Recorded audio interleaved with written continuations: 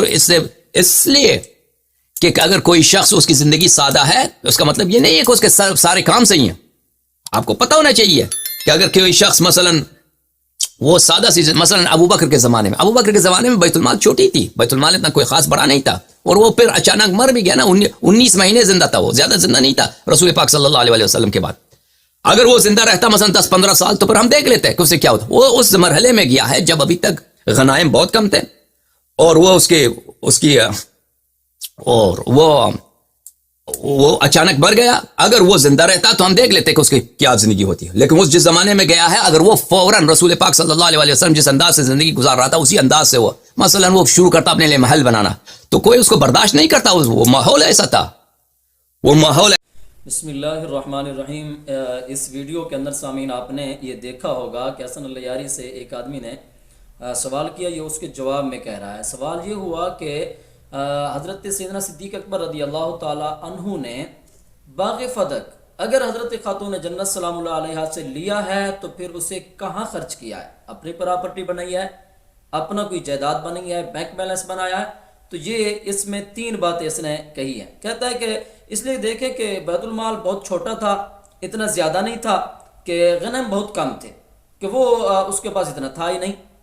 یہ بات اس نے ایک کہی ہے. دوسری بات یہ کہتے ہیں کہ اگر محل بنانا شروع کرتا تو کوئی اس کو برداشت نہ کرتا. وہ ماحول ہی ایسا تھا، یعنی اس میں صدیق اکبر رضی اللہ تعالیٰ عنہ اگر محل بنانا شروع کرتا، بینک بیلنس بناتا، تو کوئی مسلمان اس وقت کے اس کو برداشت نہ کرتا اور صدیق اکبر کے ہاتھ کو روک لیتا، اسے کرنے نہ دیتا.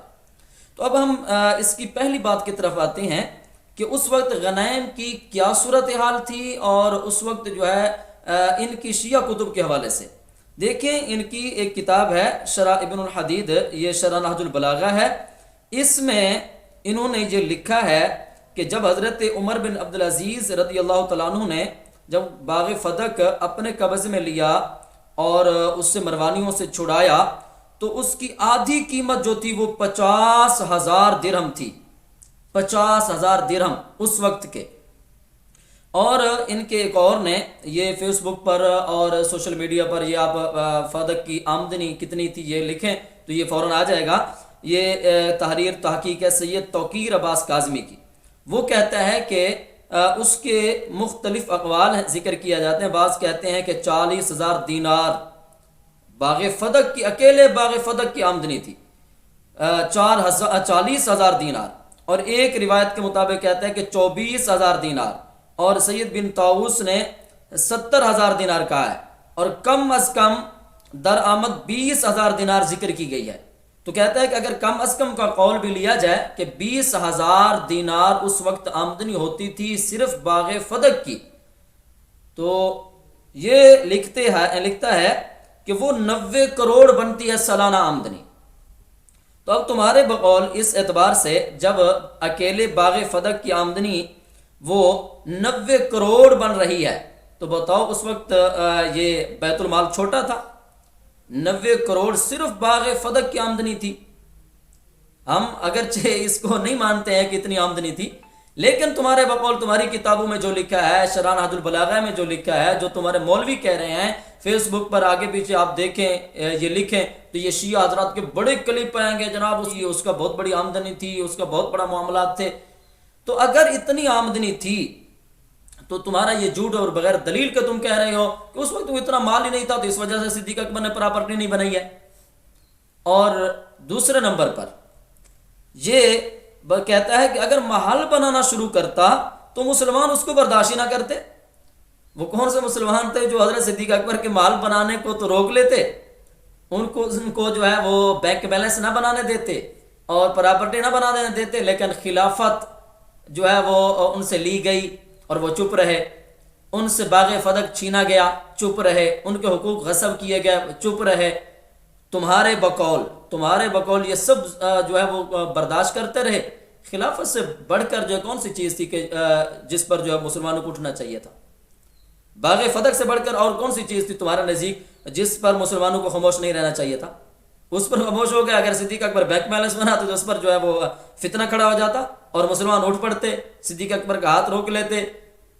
یہ ساری کہانیاں ہیں، قصے ہیں بغیر دلیل کے کہہ رہے ہیں، جبکہ ہم ان کی کتابوں سے دکھا سکتے ہیں کہ اس وقت بیت المال کتنا تھا اور آمدنی کتنی تھی۔ تو اس کے بعد تیسری بات جو اس نے کہی ہے، کہتا ہے کہ اصل میں جس انداز سے رسول اللہ صلی اللہ تعالیٰ علیہ وسلم زندگی گزار رہے تھے سادہ انداز میں، تو حضرت صدیق اکبر رضی اللہ تعالیٰ عنہ بھی اسی انداز میں رہے۔ تو صدیق اکبر رضی اللہ تعالیٰ عنہ تمہارے بقول، اور ہم بھی اس بات کے قائل ہیں کہ وہ اس نے نبی کریم صلی اللہ تعالیٰ علیہ وسلم کے طرز زندگی کو اپنایا ہے۔ تو جو صدیق اکبر رضی اللہ تعالیٰ عنہ نبی کریم صلی اللہ تعالیٰ علیہ وسلم کے طرز زندگی کو اپنا رہے ہیں، تو بتاؤ پھر وہ غلط ہوگا؟ وہی طرز زندگی اچھا تھا، سیرت رسول پر عمل کیا ہے، سیرت نبی پر چلے ہیں، تبھی تو حضرت علی پاک رضی اللہ تعالیٰ عنہ ان کے پیچھے نمازیں بھی ادا کیا کرتے تھے، ان کی بیعت بھی کی تھی۔ بہرحال ہمارا وہ موضوع نہیں ہے، لیکن اگلی بات جو میں ایک چیلنج کے طور پر کرنا چاہتا ہوں، ٹھیک ہے جی، باغ فدق حضرت صدیق اکبر رضی اللہ تعالیٰ عنہ نے حضرت خاتون جنت سلام اللہ علیہا کو نہیں دیا ہے۔ اب بتاؤ کہ کیا صدیق اکبر رضی اللہ عنہ کسی ایک کتاب کے حوالے سے بتا دیں، کوئی ایک اپنی کتاب کسی کے حوالے سے بتا دیں، اور ہم اہل سنت و جماعت کی کسی معتبر اور مستند کتاب سے بتا دیں، بتاؤ کہ صدیق اکبر رضی اللہ تعالیٰ عنہ نے اس کا ایک درہم اپنی ذات پر خرچ کیا ہو؟ بتاؤ، کیا اس کا مالک اپنی بیٹی کو بنایا تھا، حضرت ام المؤمنین عائشہ صدیقہ رضی اللہ عنہ کو بنایا تھا، یا حضرت فاروق اعظم رضی اللہ تعالیٰ عنہ کی بیٹی کو دیا تھا، اپنی اولاد پر خرچ کیا تھا؟ ہاں، میں بتاتا ہوں کہ حضرت صدیق اکبر رضی اللہ تعالیٰ عنہ اسے کہاں خرچ کرتے تھے۔ یہ تمہاری ہی کتاب شرح نہج البلاغہ ابن حدید ہے، اس کی جلد نمبر 4 اور صفحہ نمبر 80 پر ذکر کیا گیا ہے، اور وہ کیا ہے؟ کہتے ہیں کہ جس وقت حضرت خاتون جنت سلام اللہ علیہا حضرت صدیق اکبر رضی اللہ تعالیٰ عنہ کی بارگاہ کے اندر باغ فدق کے مطالبے کے لیے حاضر ہوئی ہیں، تو آپ نے انہیں وہ حدیث پاک سنائی۔ حدیث پاک سنانے کے بعد حضرت صدیق اکبر رضی اللہ تعالیٰ عنہ نے انہیں یہ گزارش کی کہ کانا رسول اللہ صلی اللہ علیہ وسلم یاخذ من فدق قوتکم، کہ نبی کریم صلی اللہ تعالیٰ علیہ وسلم کا، اے خاتون جنت سلام اللہ علیہا، اے میرے محبوب علیہ الصلوۃ والسلام کی لخت جگر نور نظر محبوب علیہ الصلوۃ والسلام، آپ کے ابا جی کا طریقہ کار یہ تھا کہ وہ فدق سے تمہاری روزی کے مطابق تمہاری جو جتنا تمہیں کفایت کرتا اتنا جو ہے نبی کریم صلی اللہ تعالیٰ علیہ وسلم اہل بیت کے لیے، ازواج مطہرات کے لیے، حضرت خاتون جنت سلام اللہ علیہا حسن و حسین کے لیے نبی کریم صلی اللہ تعالیٰ علیہ وسلم اتنا جو ہے وہ مال لے لیتے، اور باقی فرمایا وَيُقَسِّمُ الْبَاقِيَا، سرکار باقی کو تقسیم فرما دیتے، اور اس سے کون سے کام کرتے؟ وَيَحْمِلُ مِنْهُ فِي سَبِيلِ اللَّهِ، اللہ تعالیٰ کے راستے کے اندر بھی اس کو اٹھاتے، یعنی خرچ کرتے۔ آپ نے مزید آگے فرمایا وَلَكِي عَلَى اللَّهِ أَنْ أَصْنَعَ بِهَا كَمَا كَانَ يَصْنَعُ، کہ جیسے نبی کریم صلی اللہ تعالیٰ علیہ وسلم اس میں تصرف فرمایا کرتے تھے، جیسے جیسے تقسیم کیا کرتے تھے، میں تمہیں اللہ کی قسم دے کر کہتا ہوں میں ویسے ویسے تقسیم کروں گا۔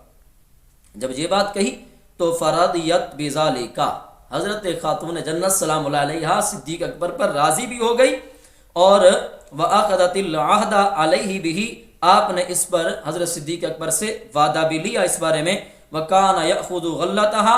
اب یہ تمہاری کتاب آگے بھی سنیں، ایک تو اس سے یہ بھی ثابت ہوا کہ حضرت خاتون جنت سلام اللہ علیہا صدیق اکبر پر راضی ہو گئی تھی، اور دوسری بات اس میں یہ بھی ہے کہ پھر وَكَانَ يَأْخُذُ غَلَّتَهَا، حضرت صدیق اکبر رضی اللہ تعالیٰ عنہ کا عمل کیا رہا ہے، باغ فدق کے حوالے سے عمل کیا رہا ہے۔